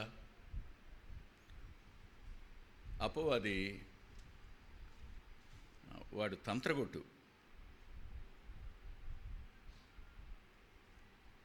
ఇలా అనాలి, బహుయుక్తిపరుడు. వాడు ఇలా అంటాడు, తగుదనమ్మా అని ఆరాధనకు వచ్చి కూర్చున్నావు కానీ వారం రోజుల క్రితం మీ అత్తగారిని ఎంత మాట అన్నావో నీకేమన్నా గుర్తుందా అంటాడు. ఇక్కడే కూర్చుంటావు కానీ మనసు అంతా నొప్పిగా ఉంటుంది. వాక్యం మీదకి మనసు వెళ్ళదు. హృదయం అంతా కలవరం అయిపోద్ది. కన్నీళ్ళు వస్తూ ఉంటాయి. వర్తమానం దారిని వర్తమానం పోద్ది. నువ్వు ఎక్కడున్నావు ఇప్పుడు? గత పతనాలు, గత పాపాలు రక్షించబడిన తరువాత చేసి క్షమించబడతాం, కానీ అవి మాత్రం కలవరానికి కారణమవుతాయి. విడిచిపెట్టవు. దేవుడు క్షమిస్తాడు, మర్చిపోకండి, కానీ మనస్సాక్షి మాత్రం క్షమించదు. మన మనస్సాక్షి చాలా బలమైంది. మనస్సాక్షి స్వరానికి దేవుని స్వరానికి వ్యత్యాసం ఏమిటో తెలుసా? మనస్సాక్షి స్వరం కఠినంగా ఉంటుంది, దేవుని స్వరం నిమ్మళంగా ఉంటుంది. నీ అంతరంగంలో నుంచి కఠినంగా నీకు వస్తున్నాయి హెచ్చరికలు అంటే those are not from God. దేవుడు ప్రేమతో గద్దిస్తాడు, ఆయన ప్రేమతో ఒప్పిస్తాడు ఆయన. కానీ మనస్సాక్షి అలా కాదు. మనస్సాక్షి ఎల్లప్పుడూ దోషారోపణ చేస్తూనే ఉంటుంది. నువ్వు ఇది చేసావు, నువ్వు అది చేసావు, నువ్వు ఇలాంటి వాడివి అలాంటి వాడు అంటూనే ఉంటుంది, వదిలిపెట్టదు. మరణం వరకు మనస్సాక్షి తరుముతూనే ఉంటుంది, అనుమానం లేదు. ఒకసారి బల్ల దగ్గరికి వచ్చేటప్పుడు ఆలోచించేద్దాం.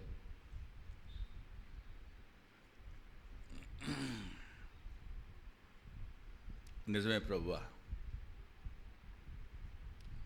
కలవరం అనే మాటకు ఇంగ్లీష్లో మరో అర్థం కూడా ఉంది. కలవరం అనే తర్జుమా, కానీ అర్థాన్ని చూద్దాం. దయచేసి మీరు నాతో పాటు యెషయా గ్రంథం దగ్గరికి రండి.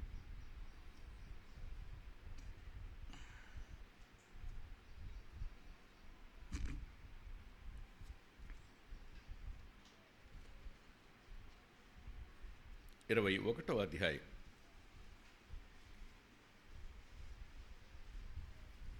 4వ వచనం.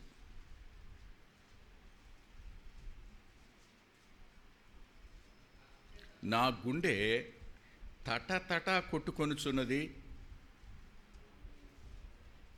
మహాభయము నన్ను కలవరపరుచున్నది, నాకిష్టమైన సంధ్యవేళ నాకు భీకరమాయను.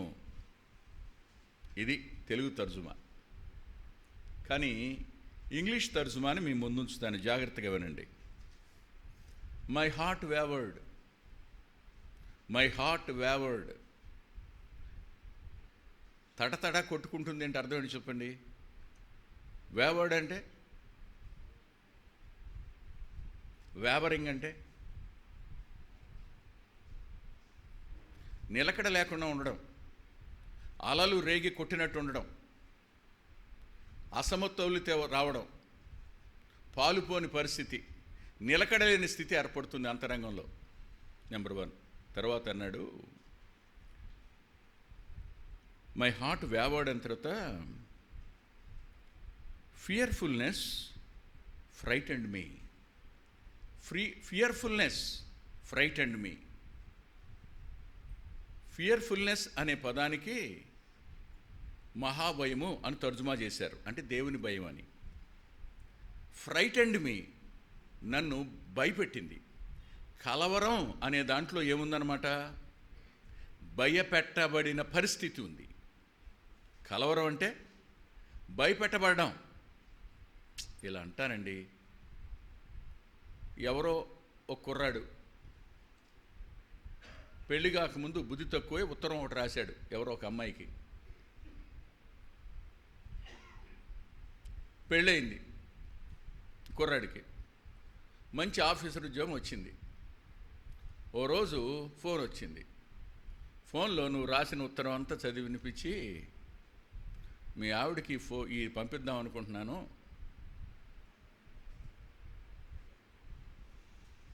అన్నారు. ఇప్పుడు ఎలా ఉంటుంది చెప్పండి? ఇప్పటి వరకు నేను ఎలా అనుకుంది ఆవిడ? నా భర్త మాట్లాడండి, ఆహా ఓహో అనుకుందిగా. ఇది తెలిస్తే ఇంతే సంగతులు. ఇప్పుడు ఏం జరిగింది చెప్పండి? భయాందోళనలు అంతరంగాన్ని పట్టేస్తాయి. కలవరం ప్రారంభమవుద్ది. పని మీద మనసు ఉండదు. తాను కూర్చుంది ఆఫీసులో ఉన్నతమైన చైర్లోనే కూర్చున్నాడు. ఏ స్థానంలో కూర్చున్నా రకరకాలైన భయాలను అంతరంగంలోనికి చొప్పించి మానసికంగా స్థిమితం లేని స్థితిలోనికి నెట్టివేయడాన్ని మొత్తం కలిపి కలవరం అనాలి. అది కలవరం అంటే. ఇక్కడ నేను మీకు ఒక మాట చూపిస్తాను, రండి వెళదాం. హెబ్రీ పత్రిక 10వ అధ్యాయం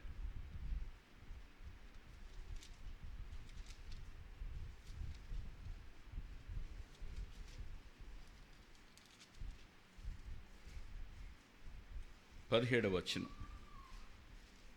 వారి పాపములను వారి అతిక్రమములను ఇక ఎన్నటికి జ్ఞాపకము చేసుకొనను అని ప్రభువు చెప్పుచున్నాడు. వీటి క్షమాపణ ఎక్కడ కలుగునో అక్కడ పాప పరిహారార్థ బలి ఇకను ఎన్నడూనూ ఉండదు. బా, ఏమిటి దీని అర్థం? ఇంకా దీని గురించి నువ్వు తిరిగి మొత్తుకోవాల్సిన పని లేదయ్యా అని. విశ్వాసులలో ఏర్పడే ఒక అసంబద్ధమైన స్థితి ఏమిటంటే, మారు మనసు పొందిన రోజున అతడు దైవాత్మ చేత పరిశుద్ధాత్మని చేత ఒప్పించబడి తన పాపాలన్నీ ఒప్పుకుంటాడు, క్షమాపణ కోరుకుంటాడు, దేవుడు క్షమిస్తాడు. నమ్మదగినవాడు నీతిమంతుడు కదా, క్షమిస్తాడు. క్షమించిన తరువాత కూడా మోకరించినప్పుడు ఆ వ్యక్తి ఎవరిని గురించో విజ్ఞాపన చేయనివ్వకుండా, శ్రేష్టమైన వాటి విషయమై దేవుణ్ణి యాచించకుండా, ప్రార్థనా సమయాన్ని ఆశీర్వాదకరంగా ఉండనివ్వకుండా ఎప్పుడు వాడు గత పాపాలను గుర్తు చేస్తానే ఉంటాడు. ఎవరు గుర్తు చేసేది?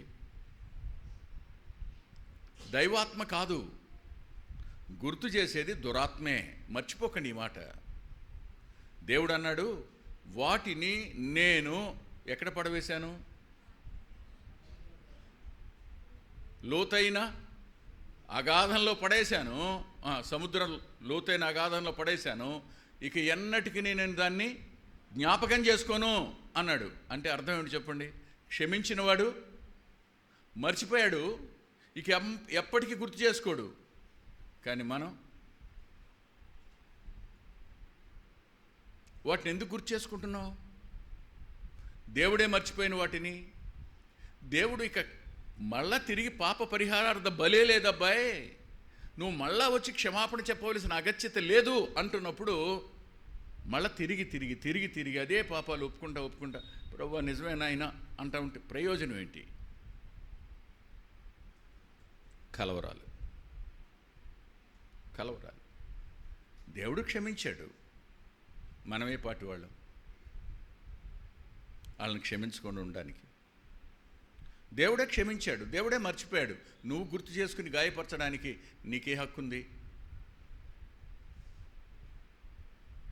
గత పాపాలు మానవులను కలవరపరుస్తాయి. ప్రభు అన్నాడు, ఇక నెన్నటికి జ్ఞాపకం చేసుకోను. క్షమాపణ ఎక్కడుందో మళ్ళా పాప పరిహారార్థ బలి లేదు అని చెప్పాడు. Once for all the debts were cleared. అన్నీ తీర్చివేయబడ్డాయి. మళ్ళా వచ్చి నువ్వు నాకు రూపాయి ఇవ్వాలంటే ఏమంటాను? ఏమంటావు? మా నాన్న అప్పంతా కట్టేశాడండి బడ్డీ కొట్టు దగ్గర.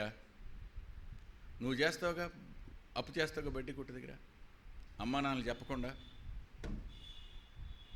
అప్పంతా తెలిసి నేను 2 బాది నువ్వు ఏడుస్తూ ఉండగా వెళ్ళి కట్టొచ్చాడు. అంతా కట్టేశాడు. కట్టేయడమే కాదు, అబ్బాయి ఆ కాగితం ఇటీ అని చించేశాడు, జేబులో పెట్టుకొచ్చాడు. ఇదిగోరా ఇదిగో అన్నాడు. అవునా? కొలసీ పత్రిక ఏం చెప్పింది చూడండి. కొలసీ పత్రిక 2వ అధ్యాయం 13-15 వచనాలు కలిసి ఉన్నాయి. మరియు అపరాధముల వలనను శరీరమందు సున్నతి పొందకయుండుట వలనను మీరు మృతులై ఉండగా దేవుడు వ్రాతరూపకమైన ఆజ్ఞల వలన మన మీద రుణముగాను మనకు విరోధముగాను ఉండిన పత్రమును మేకులతో సిలువ కొట్టి దాని మీద చేవ్రాతను తుడిచివేసి మనకు అడ్డము లేకుండా దాన్ని ఎత్తివేసి మనం అపరాధములన్నిటినీ క్షమించి, ఏం మిగిలింది? ఆ రుణపత్రం కొట్టివేశాడు, దాన్ని చెరిపేశాడు తన రక్తంతో. ఆయన అపవాది గత పాపాలను జ్ఞాపకం చేసి కలవరపరుస్తూనే ఉంటాడు. ఈ వచనాన్ని జ్ఞాపకం చేసుకోండి.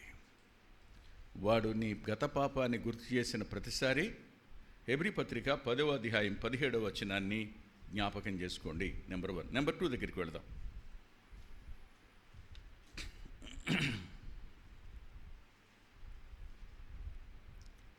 కొంచెం పెద్దవాళ్ళం అవుతుంటాం వయసులో,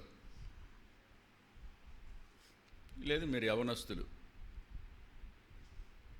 అమ్మా నాన్నలు ముసలోళ్ళు అయిపోతుంటారు. తల్లిదండ్రుల బాధ ఒకటి. ఇది గతం కదా, వర్తమానం సంగతి చెప్తున్నా. పెద్దవాళ్ళు అయిపోయిన తల్లిదండ్రులు అనుకుంటారు, పిల్లల్లో కొంచెం తేడా కనపడుతుంది వాళ్ళ ప్రవర్తనల్లో, మనల్ని ఇప్పుడు ఎవడు పట్టించుకుంటాడు? ఎవడికి వాడు స్వార్థపరుడు, ఎవడికి వాడు ఏం చేస్తుంటాడు? మాట్లాడండి. ఇవాళ మన పిల్లలేలండి, ఇవాళ మన పిల్లలే, రేపు మన పిల్లలే. ఎక్కడ పోతారు? కన్నందుకు. కానీ వాళ్ళల్లో ఏం కనపడుతుంటుంది మనకి? నువ్వు వాళ్ళని 1000 రూపాయలు అడుగుతావు, ఎందుకు 1000? 100 తీసుకో అంటారు.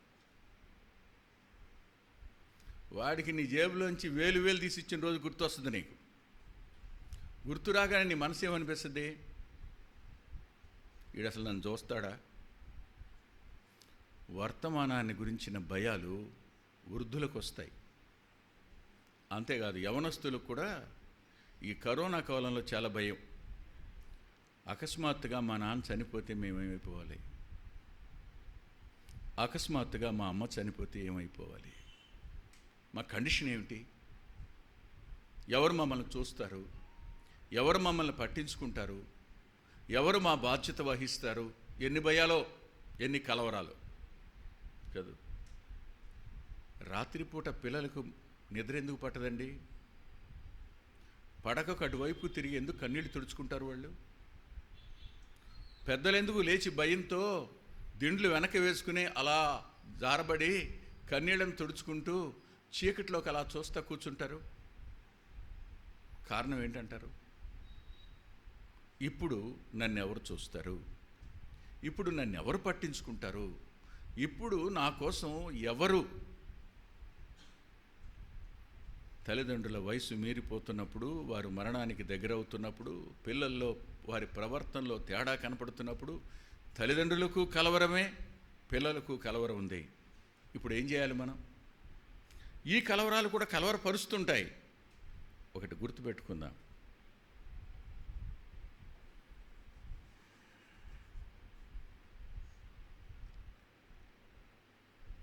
ఆ పిల్లల్నిచ్చింది ఎవరు?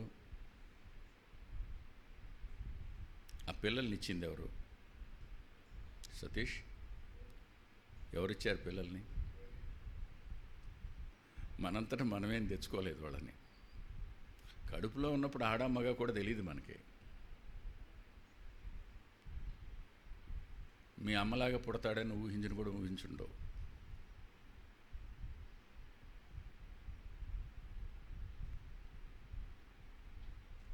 మనం వారినిచ్చిన దేవుని మీద కంటే వారి మీద ఎక్కువ ఆధారపడడం కలవరానికి కారణం.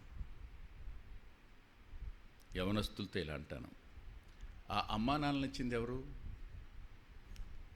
ఆ అమ్మా నాన్నలను నీకు ఇచ్చింది ఎవరు? నువ్వు అనుకుని పుట్టేవండి వీళ్ళ కడుపులో.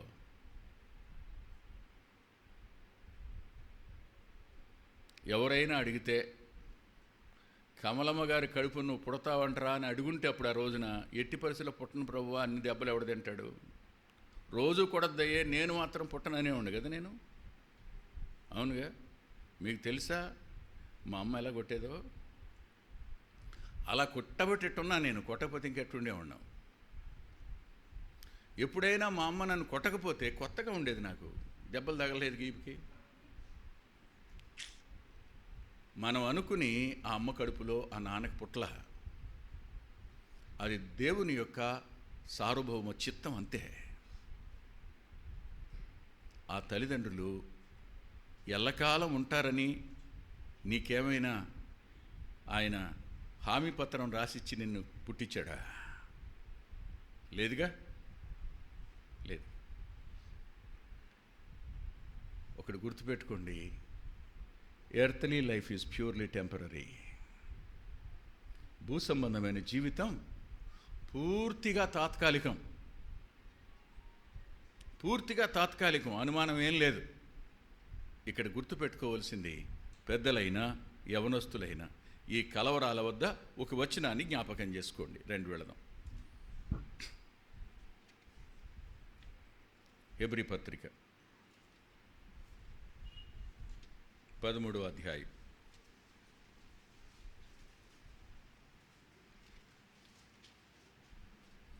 హెబ్రీ పత్రిక 13వ అధ్యాయం 5వ వచనం ఇలా రాస్తుంది, నిన్ను ఏమాత్రమును విడువను, నిన్ను ఎన్నడును ఎడబాయను. వినాలి, పైన ఒక మాట అన్నాడు, తృప్తి నొందియుండుడి. కలిగిన దానితో తృప్తి పడేవాడు ఎవడైనా దేవుని ఉనికిని గుర్తించగలుగుతాడు. తృప్తి లేని వాడి మనసు దేవుని ఉనికిపై ఉండదు. ఎవడు ధనాపేక్ష కలిగి సంతృప్తి లేనివాడుగా ఉంటాడో, పిల్లలున్నా వాడికి అసంతృప్తే, అమ్మ నాన్నలున్న అసంతృప్తే వాళ్ళకి. కలిగిన దాన్ని బట్టి మనం సంతృప్తి చెంది ఉండాలి, అంతవరకే, అంతేగా. ముగ్గురు స్నేహితులు నడిచి వస్తున్నారు అనుకోండి, ఆ రోజు ఆదివారం. మాట్లాడుతుండగా త్వరగా ఇంటికి వెళ్ళాలరా అన్నవాడు. ఎందుకంటే మా నాన్నగారి వాళ్ళు స్పెషల్ తెచ్చాడులే అని. మరి మీ ఇంటికాడా అన్నారు. లేదురా ఇవాళ ఆదివారంగా మేము పొద్దున్నే ఆరాధనకి వెళ్ళిపోవాలి, మా నాన్న ఏం తేడు, బహుశా పప్పు రసం ఉండి ఉంటుంది అంటే, అబ్బే పప్పు రసమా అంట. అనగానే అక్కడి నుంచి ఇంటికి వచ్చేటప్పటికి వాడికి పప్పు రసం అంటే చాలా ఇష్టం, చాలా బాగుంటుంది కదా. కానీ వాడి మనసంతా దేంతో నిండిపోద్ది? వీడేమి వెళ్ళి ఏం తింటున్నాడు, ఒకటే బాధ. పాస్టర్ గారు 11 గంటలకు పెడితే మీ ప్రార్థన ఎంత బాగుండేది, మరి 9 గంటలకు పెడతాడు, వేసవికాలం వస్తే 8 గంటలకే పెడతాడు, మార్కెట్ కూడా వెళ్ళటా కుదరదు. మా నానేమో ఇవాళ వద్దు మనకంటాడు. ఎంత కష్టం పిల్లలకి కాదు. ఏం ప్రారంభమైంది? అమ్మా నాన్నలున్నా, మంచి పిల్లలున్నా తృప్తి లేనివాడు కలవరపడతానే ఉంటాడు. ఎందుకు అంటే దేవుని యొక్క ఉనికిని మర్చిపోతాడు కాబట్టి. గుర్తుపెట్టుకోండి, ఆయన అన్నాడు, నిన్ను ఏమాత్రము విడువను. నిన్ను అంటే అర్థం ఏంటి? ఏడుస్తూ ఉంటే చేయబట్టుకుని ఉంటానరా, ఆకలి నువ్వు ఏడుస్తూ ఉంటే నేను ఇట్ట పట్టుకుని ఉంటా అంటాడా? అదా ఆయన ఉండవంటే. గుర్తుపెట్టుకోండి, గాడ్ ఈజ్ సో ఫెయిత్ఫుల్. నమ్మదగినవాడు, నమ్మదగినవాడు. అరణ్యంలో ఆహారాన్ని సిద్ధపరిచినవాడు, సముద్రంలో దారిని ఏర్పరిచినవాడు, శత్రువుల ఎదుట భోజనాన్ని సిద్ధపరిచినవాడు, నమ్మదగినవాడు. ఆయన నిన్ను కాపాడతాను, నేను నిన్ను విడువను, ఎడబాయను అన్నాడు. రైట్, తల్లిదండ్రులు విడిచిపెట్టేస్తారు, కానీ నా దేవుడు విడిచిపెట్టడుగా. నేను ఎప్పుడు ఇలా అనుకుంటాను, అమ్మ నాన్నలు లేని ఆ టైంని నేను ఊహించలా. నేను ఎప్పుడు ఊహించలా. నాకు ఎంత భయం అంటే వాళ్ళు లేకపోతే ఏంటి నా బతుకని. ఏదో ఎగ్జామ్ రాసి రావడానికి విజయవాడ వెళ్ళాను. ఎగ్జామ్ రాసి వస్తూ ఉండగా తెన్నేరులో ట్రైన్ వెళ్తూ ఉండగా లెఫ్ట్ హ్యాండ్ సైడ్ సమాధులు ఉంటాయి. కొత్త సమాధి కనపడింది ఆ రోజే. ఒక్కసారిగా మనసు, మీ నాన్నో మీ అమ్మో చచ్చిపోతే ఇలా పాతి పెడతారు కదా అనే మనసు రాగానే ఇక ఏడుపాగల. ఏడుస్తూ ఇంటికి వచ్చా. కళ్ళన్నీ ఎర్రబడిపోయి వాచిపోయినాయి. అమ్మ ఏమైంది నాన్న అంటే, ఏం లేదులే అమ్మ అన్న. చెప్పు నాన్న ఏమైంది ఏమైంది? అమ్మ ఇలా వస్తుండగా కొత్త సమాధి కనపడింది, మా అమ్మ అని గావురమన్నా. వచ్చి మా అమ్మ ఒక మాట అంది, పిచ్చి ముండ, ఎవరు ఎల్లకాలం ఉండరు నాన్న, దేవుడు ఒక్కడే ఎల్లకాలం ఉంటాడు నీతో, ఏ మనిషి ఉండడు నాన్న అందావిడ. ఇవాళ అమ్మా నాన్న లేకుండా ఎన్ని సంవత్సరాలు గడిచిపోయాయి. ఇది అర్థం కాల. We are all purely temporary. మనమందరం అల్పకాలం ఉండడానికి వచ్చాం. అమ్మా నాన్నల నుండి మనం ఏం పొందాలో అది పొందాలి, అమ్మా నాన్నలకు మనం ఏం చేయాలో అది చేయాలి. అర్థం కాల. వారిది గురుతరమైన బాధ్యత, మనది విధేయతతో కూడిన బాధ్యత. ఈ రెండంతల బాధ్యతను నిర్వర్తించి రేపు దేవుని ముందుకు వెళ్ళి నిలబడి సిగ్గుపడనక్కర్లేని వాళ్ళంగా మనం ఉండాలి. వారు ఉండరని, వీరు చూడరని కలవరాలు కాదు. ఆయన అన్నమాట, నిన్ను ఏమాత్రమును విడువను, నిన్ను ఎన్నడును ఎడబాయను అన్నమాట మర్చిపోకండి. ఎప్పుడైనా వీళ్ళు ఉండరేమో, నాకు సాయం చేసేవాళ్ళు ఉండరేమో, నన్ను పలకరించే వాళ్ళు ఉండరేమో, నన్ను పట్టించుకునే వాళ్ళు ఉండరేమో అన్ని మనసు అనిపిస్తే ఈ వచనాన్ని జ్ఞాపకం చేసుకుని కలవరం నుండి బయటికి రండి. 3 దగ్గరికి వెళదాం.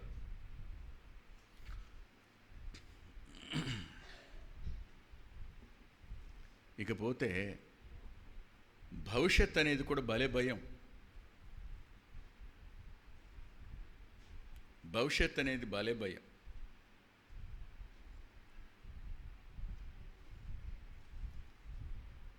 ఒకప్పుడు మనం ఎవరిని లెక్క చేయం.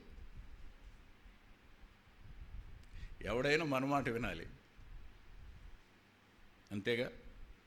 వినాలక్కర్లేదా? ఎవడైనా మన మాటే వినాలి. అందులో వెంకటరత్నం లాంటి వాడికి ఇది 100 రెట్లు ఉంటుంది లోపల. పైకి చాలా సౌమ్యంగా కనపడతాడు, కానీ అలాంటి వాడు రేపొద్దున ముసలోడైపోయి శాంతం, ఇప్పటికే ముసలోళ్ళండి, ఇంకా శాంతం ముసలోడైపోయి 7:30 అయింది ఇంకా టిఫిన్ పెట్టలా, 8:30 అయిపోయింది రాలా, 9:30 అయిపోయింది రాలా, షుగర్ డౌన్ అయిపోతుంది అని అనుకుంటే ఎలా ఉంటుంది ఊహించండి. లేచి వెళ్ళడానికి కాళ్ళు రావట్లా, ఎవరైనా చేయి పట్టుకుని బాత్రూమ్కి తీసుకెళ్ళాలి. భవిష్యత్తు ఏంటి? భవిష్యత్తు ఏమిటి? భవిష్యత్తును గురించిన భయాలు మనుషులకు ఎన్నుంటాయో, ఎన్నో ఉంటాయి. కానీ ఒక మాట చెప్పున, మర్చిపోకండి, వృద్ధాప్యం మీదపడిన మన శరీర అవయవాలు మనకు సహకరించకపోయినా మర్చిపోకూడని 2 సంగతులు ఉన్నాయి. మొదటి సంగతి మత్తయి సువార్తలో రాసింది.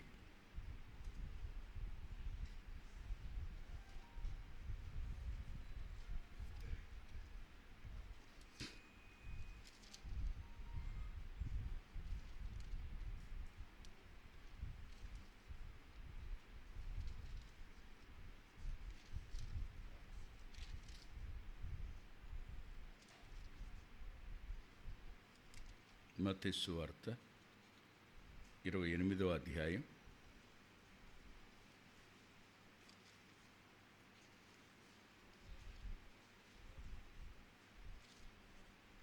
20వ వచనం.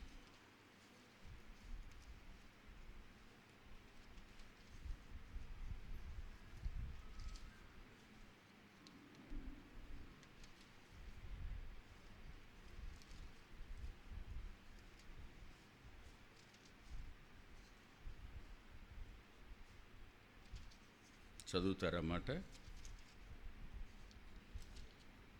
మత్తయి సువార్త 28.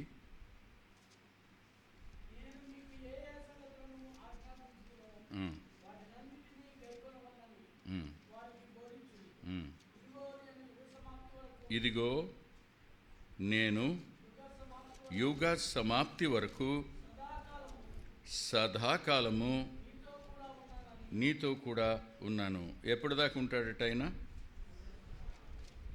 యుగ సమాప్తి వరకు.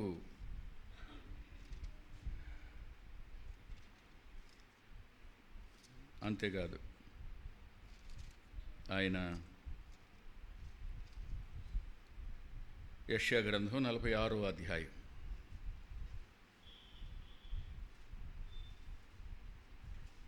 4వ వచనం. ముదిమి వచ్చు వరకు నిన్నెత్తుకొనివాడును నేనే, తల వెంట్రుకలు నెరయి వరకు నిన్నెత్తుకొనివాడును నేనే చేసి ఉన్నాను. సంక పెట్టుకొనివాడును నేనే, నిన్నెత్తుకొనుచు రక్షించువాడను.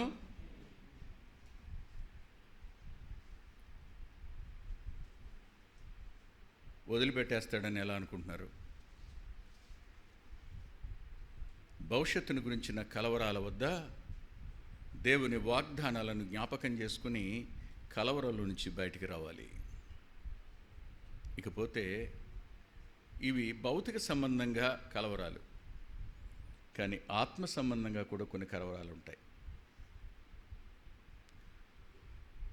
ఆత్మ సంబంధమైన కలవరాలు కాస్త ఆత్మ సంబంధమైన స్పృహ ఉన్న వాళ్ళకు ఉంటాయి.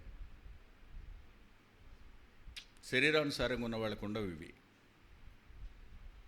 ఎవరితో అంటే వారితో కలిసిపోయి వాళ్ళ పాపాలు తెలిసి కూడా వాళ్ళతో స్నేహాలు చేస్తున్న వాళ్ళు, తమకు తాము ఎన్ని తప్పులు చేసినా నీతిమంతులు అని భ్రమపడేవాడు, వాళ్ళకి స్పృహ ఉండదు. వాళ్ళ దీని గురించి పెద్ద పట్టించుకోరు కూడాను. They are not spiritual. వారు ఆత్మానుసారులు కారు, వాళ్ళు కేవలం శరీరానుసారులు మాత్రమే. రక్షించబడతారు కానీ వాళ్ళు శరీరానుసారులు. ఆత్మానుసారులకు ఉండే కలవరాలు 1, 2, 3 చెప్పి నేను ముగిస్తాను. త్వరగా మనం ఇంటికి వెళ్ళిపోదాం. దయచేసి చూడండి.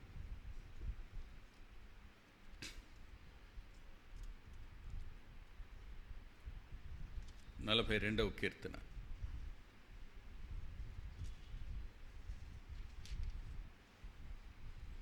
42వ కీర్తన 9వ వచనం. నీవేళ నన్ను మరిచి ఉన్నావు, శత్రు బాధ చేత నేను దుఃఖాక్రాంతుడనే సంచరించవలసి వచ్చినేమి అని నా ఆశ్రయదుర్గమైన నా దేవునితో నేను మనవి చేసుకొని చేయుచున్నాను. అర్థమైందా మీకు? ఆత్మ సంబంధమైన కలవరాల్లో ఇదొకటి.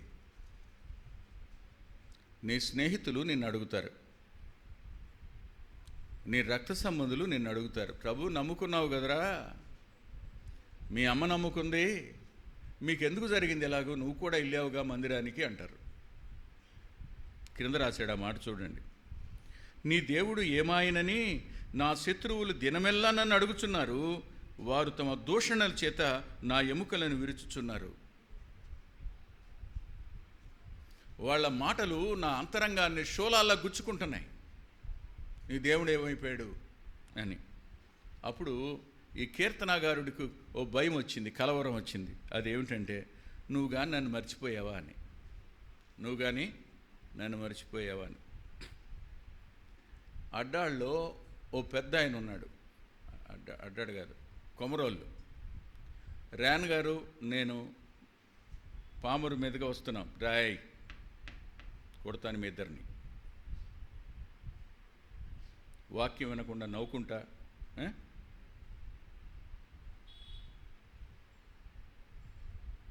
ర్యాన్ గారు నేను కారులో వస్తున్నాం.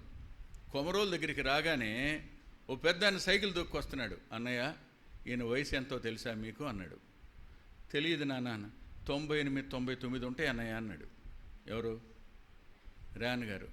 అని నాకు ఇలా అనిపిస్తుంది అన్నయ్య అని. ఏంటంటే దేవుడు ఒకవేళ ఈయన మర్చిపోయాడేమోనని.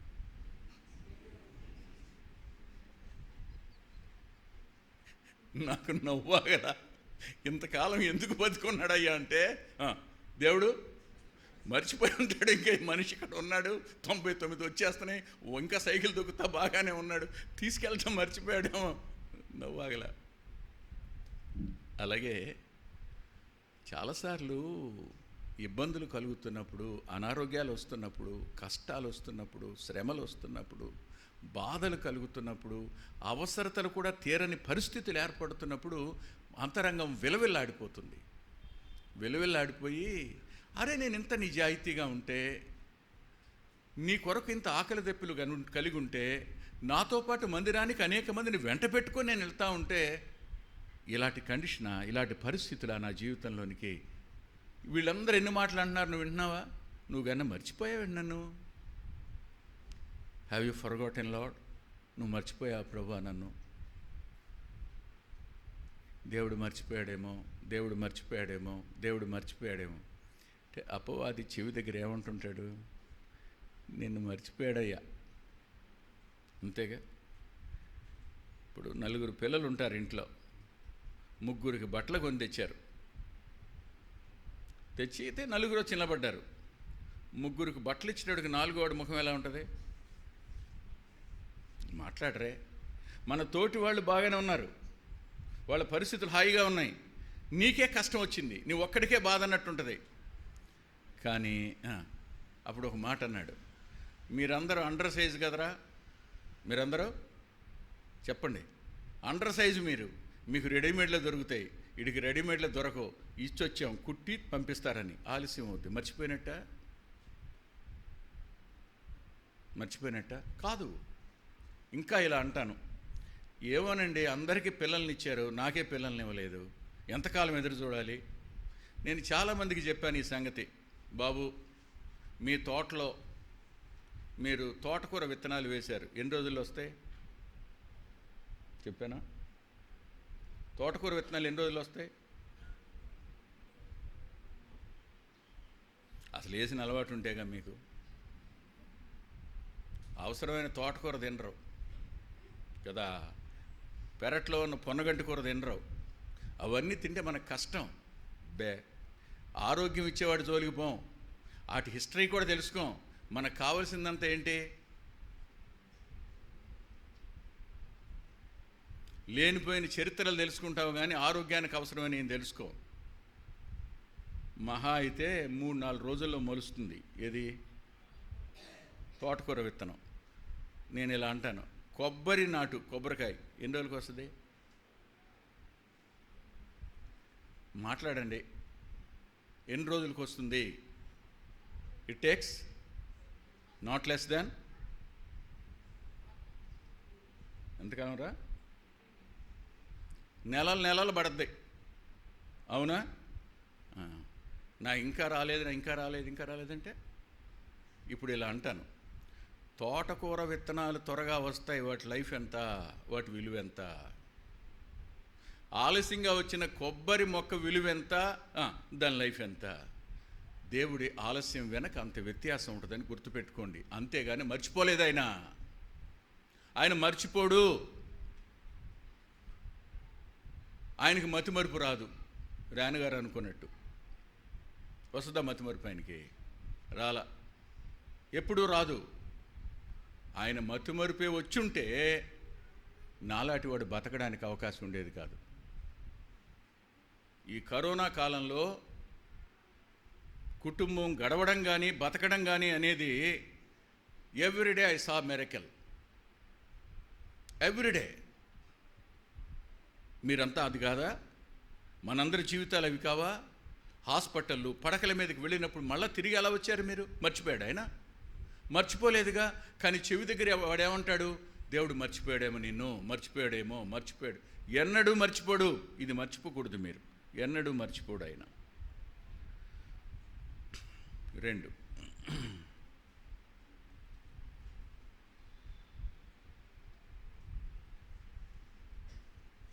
77వ కీర్తన.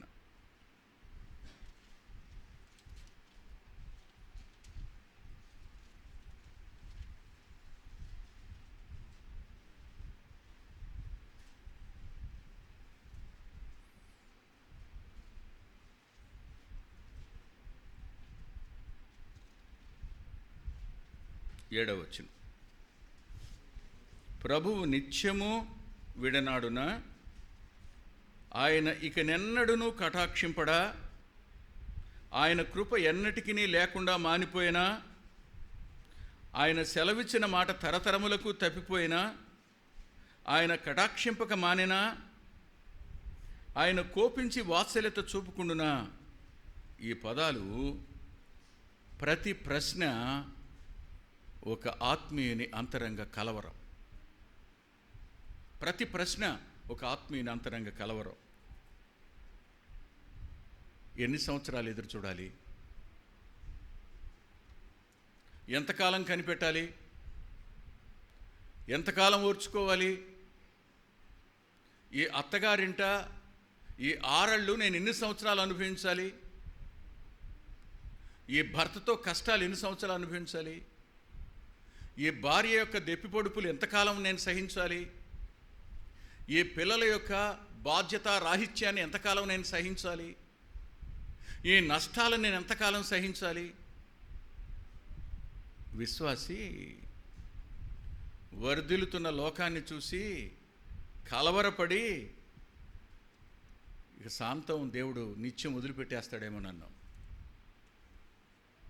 మర్చిపోయాడేమో అన్నది ఒక కలవరానికి కారణమైతే విడిచిపెట్టేశాడేమో, కటాక్షింపడేమో, నా ఎడల తన కృప మానిపోయిందేమో, వాగ్దానం నెరవేరదేమో. ఆయన కోపించడం తప్ప ఇక వాత్సల్యత చూపించడేమో. చాలాసార్లు విశ్వాసులు కృంగిపోయి ఇంకా నాలో ఏదైనా పాపం ఉందేమో, ఇంకా ఏదైనా ఉందేమో, ఏముంది అని లేని వాటిని వెలుపలికి తెచ్చే ప్రయత్నాలు కూడా చేస్తారు. అన్నానేమో, అలా చేశానేమో, చేసి ఉంటానేమో.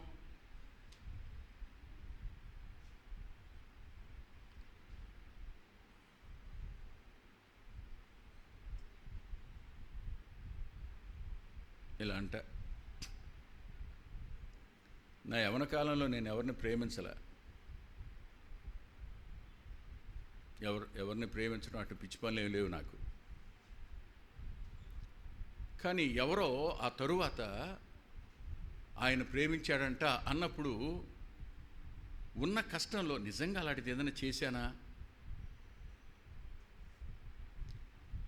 బలహీనమైన మనస్సాక్షి నువ్వు చేసే ఉంటుంది. మరి కొద్ది కాలం అయిన తరువాత దాన్ని స్పిరిచువల్ యాబ్సెషన్ అంటారు. చేసేసాననే భావంలోకి వెళ్ళిపోతాం. చేయని వాటిని ఒప్పుకోవడం ప్రారంభిస్తాం. చెయ్యని వాటిని కూడా ఒప్పుకోవడం అనేది దట్ ఇస్ కాల్డ్ స్పిరిచువల్ యాబ్సెషన్. ఆత్మీయంగా జరగనిది జరిగినట్టు అనుకుని జరిగినట్టుగా భావించడాన్ని అలా అంటాం. అక్కడికి తీసుకుని వెడతాడు అపవాది. వాడు గుర్తుపెట్టుకోండి, ప్రభువు క్షమించలేని పాపం ఏం లేదు. ఒక్కసారి ఆయన కలువరి శిలువలో కడగబడ్డాం, ఆయన క్షమించాడు. బేషరతు లేకుండా ఉచితంగా క్షమించాడు. క్షమించిన వాడు మరెన్నడూ జ్ఞాపకం చేసుకోను అన్నాడు. మీరు నాకు కుమారులు, మీకు కుమారులయ్యే అధికారాన్ని నేను ఇచ్చాను అన్నాడు. కుమారులైన మనకు ఆయన తన దేవదూతల కావలినిచ్చాడు. తన రెక్కల నీడన మనల్ని దాచాడు. యాకోబును ఆవరించిన వాడే మనలను కూడా తాను ఆవరించిన వాడుగా ఉన్నాడు కృప చొప్పున. ఎంత భద్రతను, ఎంత సంరక్షణను, ఎంత పోషణను మనం మర్చిపోయి ఆయన విడిచిపెట్టేశాడేమో.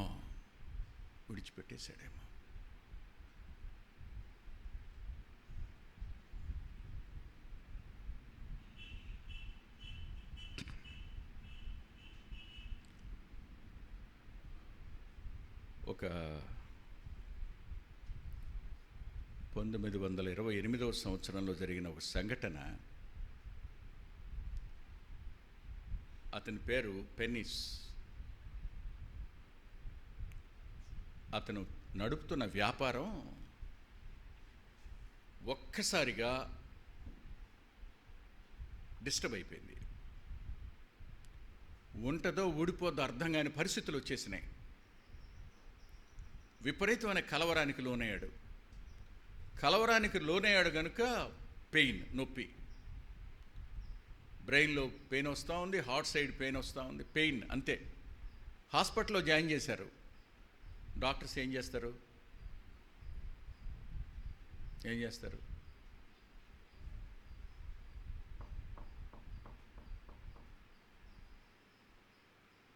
మత్తిస్తారు. విచిత్రం, మత్తు కూడా ఎక్కల. రాత్రి నిద్రలేదు. అర్ధరాత్రి లేచి పేపర్ తీసుకుని తన భార్యకి, తన కొడుక్కి ఫేర్వెల్ లెటర్ రాశాడు.